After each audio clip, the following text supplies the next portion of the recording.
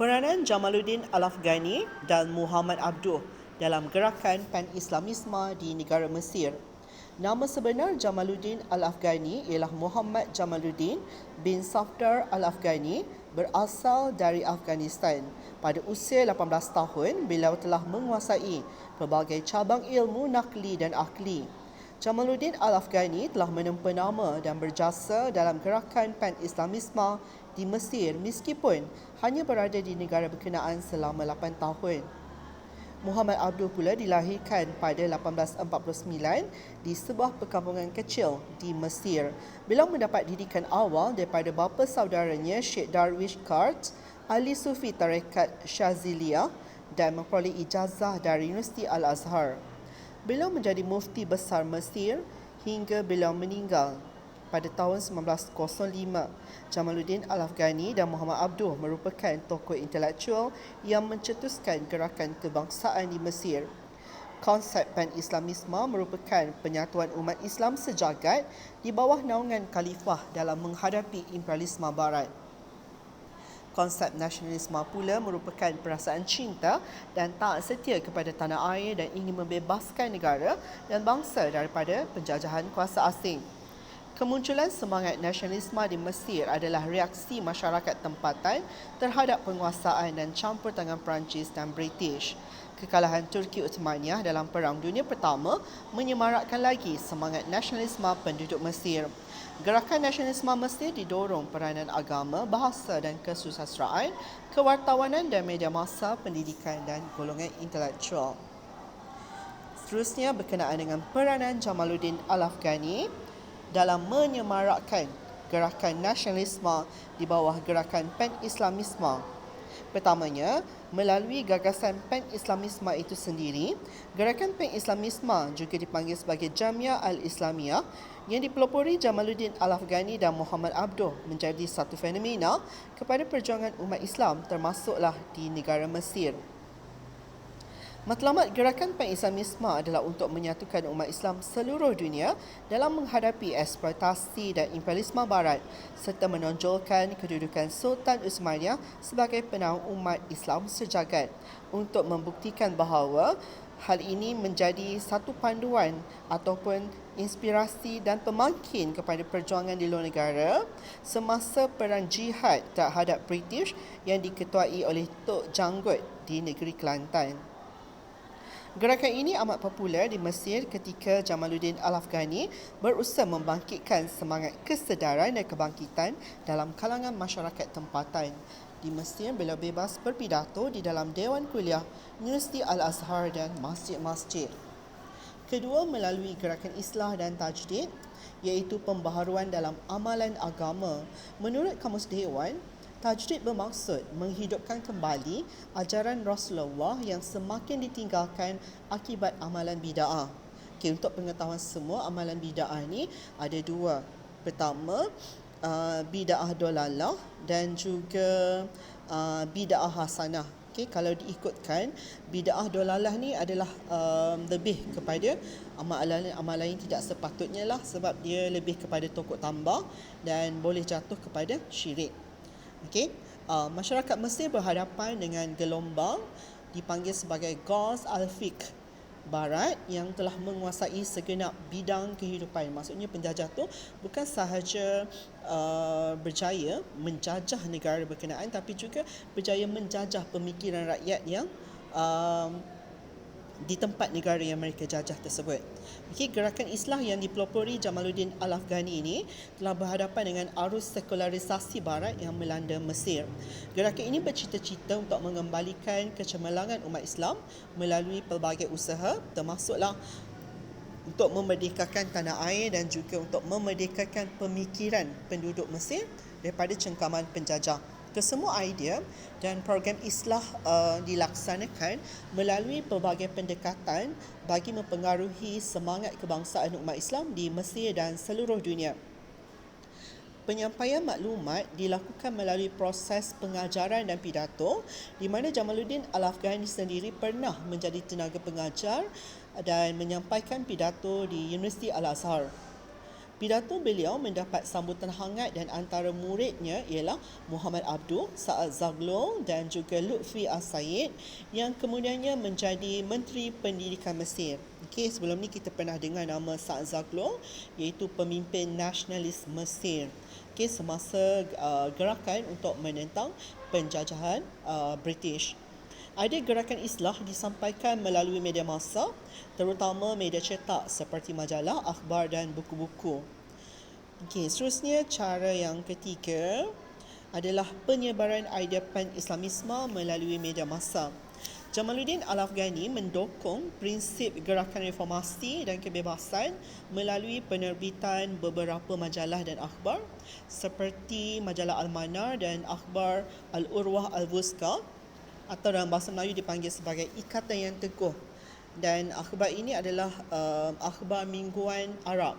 Dalam akhbar ini, beliau banyak berbicara mengenai politik, menentang imperialisme Barat terhadap dunia Islam dengan berlandaskan Al-Quran dan hadis. Penerbitan akhbar merupakan medium utama penyebaran idea beliau berkaitan dasar kerajaan berperlembagaan bagi menggantikan pemerintahan autokratik Mesir, isu perpaduan umat Islam dan usaha untuk mencapai kemerdekaan daripada penjajahan asing. Bagi beliau, penjajahan Barat merupakan malapetaka besar bagi umat Islam. Dalam kempen reformasinya untuk menegakkan sebuah kerajaan berperlembagaan, Jamaluddin Al-Afghani turut menggalakkan para muridnya menulis dan menyiarkan pendapat-pendapat melalui akhbar-akhbar yang diterbitkan oleh mereka sendiri. Dan beliau berjaya menyemarakkan kesedaran awal semangat perjuangan rakyat Mesir. Okay, cara yang terakhir yang dilakukan oleh Jamaluddin Al-Afghani dalam membangkitkan kesedaran dan nasionalisme dalam kalangan masyarakat Arab bagi menentang penjajah British adalah menerusi dokongan gerakan penentangan terhadap penjajahan Barat.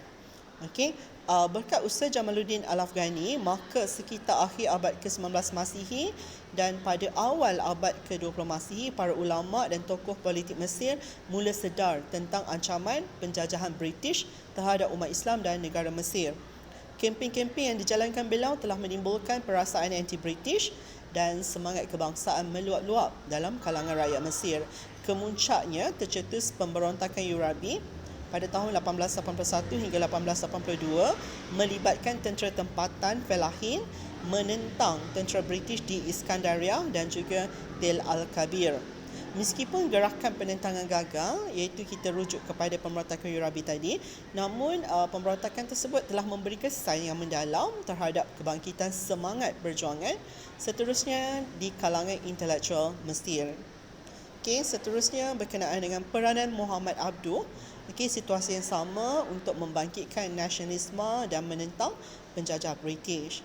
Pertama, peranan dalam bidang keagamaan. Di mana Muhammad Abduh tadi telah berusaha untuk mengembalikan kegemilangan umat Islam dengan mengkritik taklid buta masyarakat Islam di Mesir. Kalau mengikut pendefinisian, taklid buta ni adalah perasaan taksub kepada seseorang pemimpin. Jadi kat sini kita boleh tengoklah pertentangan idea antara kaum muda dengan kaum tua, di mana kaum muda yang diketuai oleh Muhammad Abduh dan juga ketuanya ataupun gurunya iaitu Jamaluddin Al-Afghani tadi. Mereka cuba untuk memperbetulkan balik persepsi, pandangan dan idea yang dikemukakan oleh kaum tua sebelum ini, di mana pemikiran kaum tua ni dia macam agak bias kepada seorang pemimpin, dan ketaksuban mereka itu telah menyebabkan kemunduran yang berlaku dalam kalangan masyarakat Islam di Mesir ketika itu.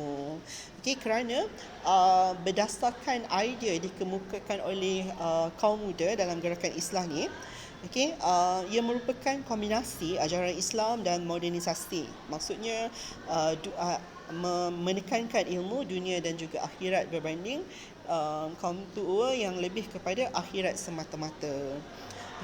Dan gerakan Islam ini juga adalah untuk memulihkan peranan ajaran Islam dalam kehidupan umat Islam sebagaimana yang terkandung dalam Al-Quran dan juga hadis. Okey, yang kedua melalui gerakan islah. Gerakan islah dilaksanakan melalui beberapa kaedah bagi menarik perhatian umat Islam Mesir dan seluruh dunia. Proses penyampaian maklumat dilakukan dengan menggunakan pidato, contohnya di Universiti Al-Azhar, bagi menjelaskan idea pan-Islamisme dan lain-lain. Idea gerakan islah disampaikan melalui jawatan yang disandang. Maksudnya ketika Muhammad Abduh menjadi mufti besar dan hakim Mahkamah Rayuan Mesir, kesempatan itu digunakanlah untuk menyebarkan idea gerakan islah, dan idea islah disebarkan melalui media massa, terutama media cetak seperti majalah, akhbar dan buku-buku ilmiah, dan ini telah mencetuskan kesedaran nasionalisme di kalangan masyarakat Mesir. Cara yang ketiga adalah perjuangan kemerdekaan Mesir. Muhammad Abduh merancang usaha-usaha ke arah kemerdekaan Mesir, termasuk membebaskan sistem barat zaman penjajah kepada sistem Islam, mereformasi sistem perundangan Islam, sistem kadi dan meningkatkan kecekapan pentadbiran negara. Yang seterusnya mengembalikan keyakinan umat Islam Mesir tentang keupayaan dan kekuatan mereka dalam gerakan menentang penjajah barat, khususnya British. Di mana Muhammad Abduh ini menyampaikan pidato bagi menyalurkan idea nasionalisme sebagaimana sifunya lah. Sifunya iaitu Jamaluddin Al-Afghani, dan melalui pidato ini Muhammad Abduh berjaya untuk memberi kesedaran berpolitik kepada masyarakat Mesir. Antara lokasi pidato termasuklah di Masjid Al-Husaini, Darul Ulum dan juga Universiti Al-Azhar. Apa yang pasti, Muhammad Abduh juga berkempen sehingga menimbulkan perasaan anti-British yang meluap-luap dalam kalangan rakyat Mesir, sehingga menjadi antara penyebab tercetusnya penentangan Eurabi pada tahun 1881 hingga 1882. Seterusnya, peranan Muhammad Abduh adalah dalam bidang bahasa. Muhammad Abduh menyokong idea Jamaluddin Al-Afghani tentang kepentingan bahasa Arab dalam kehidupan umat Islam Mesir. Beliau memperkenalkan bahasa Arab standard untuk penduduk Mesir. Pengenalan bahasa Arab penting bagi membina identiti umat Islam Mesir berdasarkan Al-Quran dan Hadis. Muhammad Abduh memainkan peranan dalam bidang kesusastraan Arab klasik, di mana beliau pernah menjadi editor 17 jilid kajian sastra Arab. Dan peranan terakhir Muhammad Abduh ni adalah melalui gerakan pan-Islamisme. Pan-Islamisme ni adalah satu gerakan yang dipelopori oleh gurunya sendiri, iaitu Jamaluddin Al-Afghani. Muhammad Abduh hanya meneruskan gerakan pan-Islamisme, iaitu gerakan kesatuan ummah tadi, menyeru rakyat Mesir dan umat Islam sedunia tanpa mengira bangsa dan lokasi untuk menyertai gerakan pan-Islamisme bagi membina kekuatan dan semangat nasionalisme dalam menghadapi kemarahan kuasa imperialis barat. Dan melalui gerakan pan-Islamisme ini juga Muhammad Abduh berusaha untuk mengembalikan pengaruh dan peranan Khalifah Uthmaniyah ke atas umat Islam dunia. Jadi dapatlah disimpulkan idea gerakan islah dan pan-Islamisme yang diasaskan Jamaluddin Al-Afghani telah merebak ke seluruh dunia Islam, termasuklah negara Mesir. Gerakan ini telah mempengaruhi pemikiran umat Islam Mesir, khususnya untuk membebaskan negara dan pemikiran rakyat dari penjajah barat. Jamaluddin Al-Afghani digelar pembangkit orang timur kerana sumbangan besar dalam menyemarakkan semangat penyatuan dunia Islam, terutama di Mesir. Idea gerakan islah dan nasionalisme Muhammad Abduh telah merebak ke seluruh pelosok dunia Islam.